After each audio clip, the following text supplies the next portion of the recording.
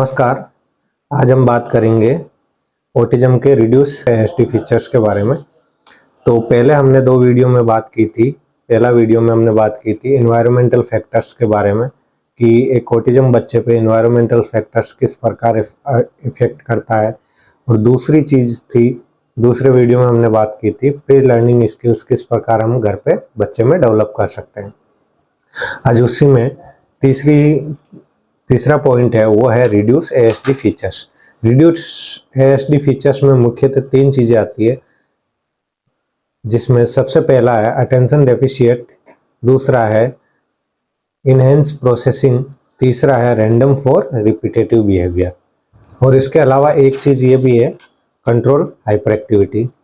तो इन चीज़ों पे अपन डिस्कस करेंगे। तो आज सबसे पहले डिस्कस करेंगे जो है अटेंशन डेफिशिएट। अटेंशन डेफिशिएट एक एएसडी बच्चे में किस प्रकार होता है। एएसडी बच्चे का मुख्यतः ये एक सबसे कॉमन फैक्टर है एएसडी बच्चे में, जो अटेंशन डेफिशिएट वाला। इसमें अक्सर बच्चों में ये अटेंशन डेफिशिएट होता ही है। ये किस प्रकार होता है, किस किस कंडीशन में हम बच्चे को देख सकते हैं कि हाँ बच्चे में ये दिक्कत हो रही है और कैसे हो रही है। तो हम बच्चे पे कैसे आइडेंटिफाई कर सकते हैं, उसके लिए किसी भी काम को पर वो ध्यान केंद्रित नहीं कर पाता है, किसी भी काम पे वो अटेंशन नहीं दे पाता है। जस्ट लाइक आप उसको कोई एक्टिविटीज़ दे रहे हो या कुछ भी काम बोल रहे हो तो वो बच्चा उसकी तरफ ध्यान नहीं दे रहा है। सेकंड है किसी की बात सुनते सुनते भटक जाना, यानी कि बच्चा आपके सामने बात कर रहा है और जस्ट 1 सेकंड 2 सेकंड वो ध्यान देगा, जस्ट 2-3 सेकंड बाद में वो डाइवर्ट हो जाएगा। इसी प्रकार ये बच्चे को बार बार आप कमांड भी दोगे तो वो उतना फोकस नहीं कर पाएगा। अगला है लंबे समय तक किसी भी एक एक्टिविटी के ऊपर ध्यान केंद्रित नहीं कर पाता है, यानी कि उसको यदि आपने गेम एक्टिविटी भी दी है तो वो ज़्यादातर टाइम उस गेम एक्टिविटी पे नहीं कर पाता है। मोस्टली 1 या 2 मिनट के बाद वो डाइवर्ट हो जाएगा, उसको दूसरी गेम एक्टिविटी चाहिए। तो ये इस प्रकार से हम बच्चे का आइडेंटिफाई कर सकते हैं कि इसमें अटेंशन डेफिशिएट है। अब बात आती है कि हम घर पे ऐसे बच्चों में कैसे उस अटेंशन को अपनी तरफ ले और बच्चे में अटेंशन इम्प्रूव करें। उसके लिए कुछ एक्टिविटीज़ हम घर पे भी प्लान कर सकते हैं, जिसमें सबसे पहला है विजुअल ट्रैकिंग गेम्स।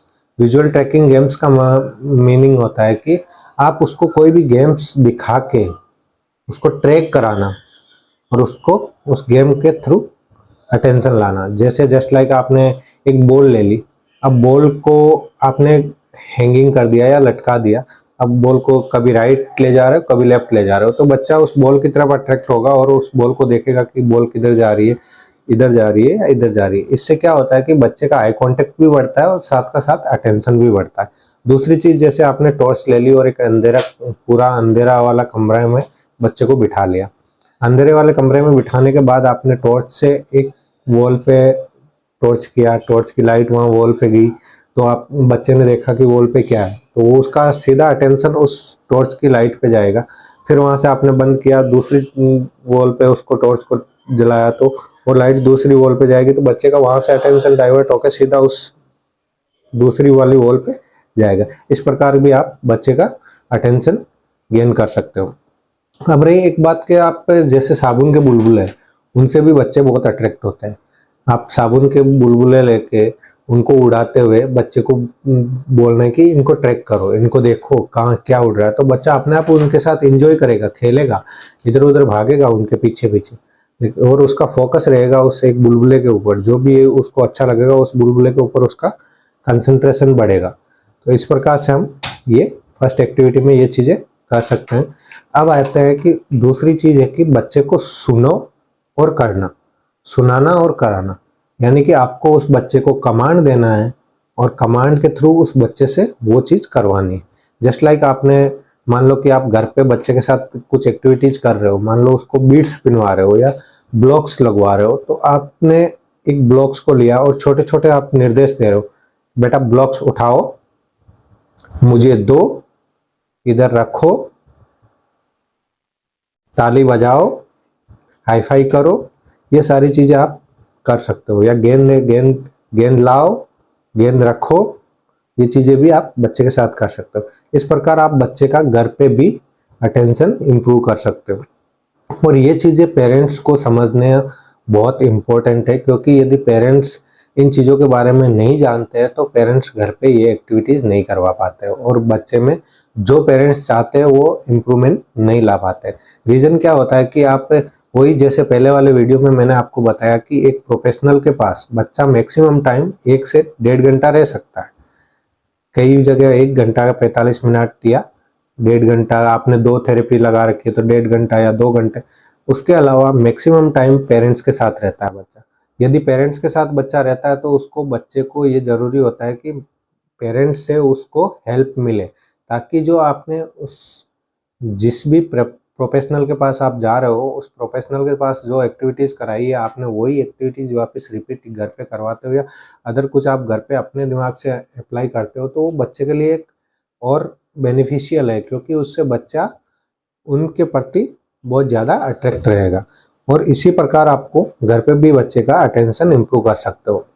इसके अलावा हमें इन अटेंशन को डेवलप करने के लिए सबसे इम्पोर्टेंट थिंग है कि आपको बच्चे का ऐसा इन्वायरमेंट सेट करना है घर पे कि उस इन्वायरमेंट में किसी भी प्रकार का डिस्टर्बेंस नहीं हो। नहीं तो आपने ऐसा सोच लिया कि हाँ बच्चा है और टीवी चल रही है सामने, टीवी के सामने बच्चे को बिठा के आप एक्टिविटी करा रहे हो, तो बच्चा कभी भी आपके एक्टिविटी की तरफ ध्यान नहीं देगा, क्योंकि उसको ऑलरेडी जो स्टिमुलेशन है वो टीवी का मिल रहा है, टीवी की आवाज़ का मिल रहा है, स्क्रीनिंग का मिल रहा है।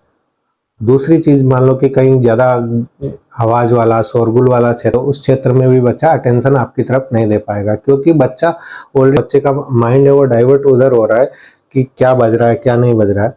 इसी प्रकार आपको जब भी आप बच्चे को कोई भी एक्टिविटी कराने बैठते हो तो उसके लिए आपको ये खास तौर पे ध्यान रखना है कि वो जो इन्वायरमेंट आप चॉइस कर रहे हो, चूज़ कर रहे हो, वो इन्वायरमेंट एकदम शांत होना चाहिए, ताकि उस इन्वायरमेंट में बच्चा आपकी तरफ ही कंप्लीटली फोकस रखे।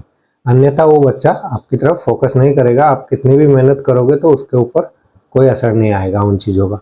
इसके अलावा सबसे इम्पोर्टेंट थिंग है कि आप जो एक्टिविटी करा रहे हो उस एक्टिविटी को आपको बच्चे के साथ खुद को इन्वॉल्व होना है। इस एक्टिविटी में जितना आप उस बच्चे के साथ इन्वॉल्वमेंट करोगे उतना ही बच्चा आपकी तरफ अट्रैक्ट होगा और आपको अटेंशन देगा। तो इस प्रकार आज मैंने आपको अटेंशन डेफिशिएट के बारे में बताया है। तो मैं आशा करता हूँ कि आप सभी को ये चीज़ें अपने बच्चों के लिए बहुत हेल्पफुल होगी। इसी प्रकार मैंने आपको पहले वाले वीडियो में भी आपको ये चीज़ें बताई थी काफ़ी सारी, उनको भी आप यदि आपने नहीं देखा है तो वो वीडियोस भी देख लीजिए, आपके लिए बहुत बेनिफिशियल है। धन्यवाद।